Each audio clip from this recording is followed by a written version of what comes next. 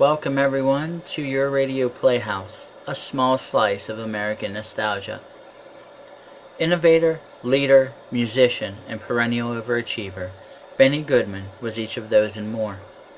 With the death of the family patriarch, Goodman sacrificed and struggled at a young age and stuck to his music with pride and dignity to become the king of swing and a legend in the swing era. Born David Benjamin Goodman on May 30, 1909 in Chicago, Illinois, he was the ninth of 12 children to poor Russian immigrants David Goodman and Dora Grzinski. At age 10, Benny was sent with two of his brothers to study music at Kalila Jacob Synagogue in Chicago by his father.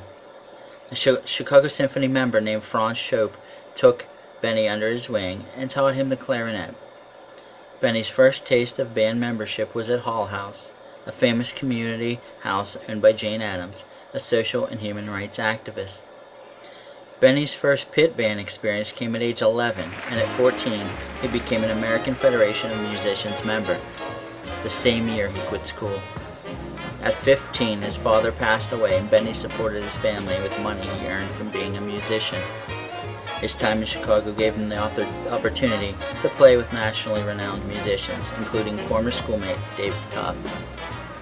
In 1926, Ben Polak hired Benny, who was 16 at the time, and moved him to Los Angeles. He worked with Polak for several years. During the Great Depression, Benny left Polak and headed to New York to work on recordings and radio shows.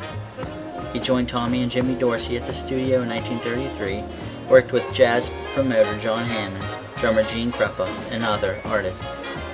By 1934, Goodman was leading his first band and played the Billy Rose Music Hall. The Benny Goodman Band played a mix of ragtime and Dixieland.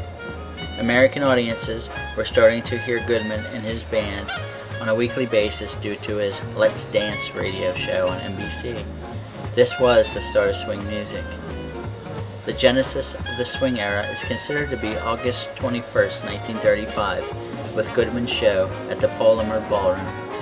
Teens invented new steps to dance to the music and led to Goodman being labeled the King of Swing by Time magazine in 1937. Goodman became the first to show mainstream media that having black and white musicians together is acceptable, as he added Teddy Wilson and Lionel Hampton, both black, to the Benny Goodman Quartet. He and his band also became the first jazz band in history to play Carnegie Hall in New York. Swing music began to diminish at the start of World War II. The draft had taken some musicians and touring became tough as gasoline was rationed. Goodman never gave up playing swing and also spread out to classical music, soloing and studying the clarinet. He toured Asia and Europe after his movie, The Benny Goodman Story, was released in 1955 and exposed new audiences to his music.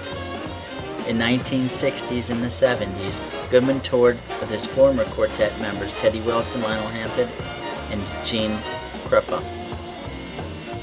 Until his death in June 1986 from cardiac arrest, Benny continued to play his music and was rewarded with a doctorate degree in music from Columbia University and a Grammy for Lifetime Achievement.